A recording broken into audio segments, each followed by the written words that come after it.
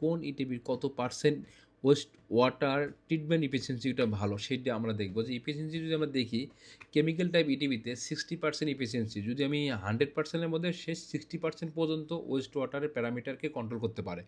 এবং ইলেকট্রোকোয়াগুলেশন 65%।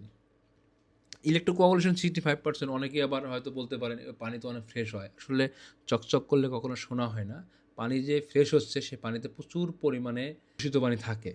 এর ফিজিকো কেমিক্যাল, যেটাকে ফিজিকো বায়োকেমিক্যাল, এখানে 70% পর্যন্ত আপনার ট্রিটমেন্ট এফিসিয়েন্সি, এবং বায়োলজিক্যাল হচ্ছে প্রায় 80%।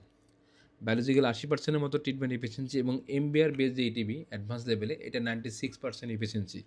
এখন আপনাদের মনে একটা প্রশ্ন থাকতে পারে যে আসলে এই বায়োলজিক্যাল বা এমবিআর বেস ইটিভিতে 96%, কিন্তু বায়োলজিক্যালে 80%। এখানে অনেক একটা সমস্যা আছে। সেই সমস্যাটা হচ্ছে যে বায়োলজিক্যালে ইটিভিতে আমরা যখন বায়োলজিক্যাল বা ব্যাকটেরিয়া কালচার করি, ওই ইটিভিতে একটা প্রাইমারি ক্ল্যারিফায়ারের মাধ্যমে পানিটাকে বাইরে বা গভর্নমেন্ট ক্যানেলে ছাড়া হয়।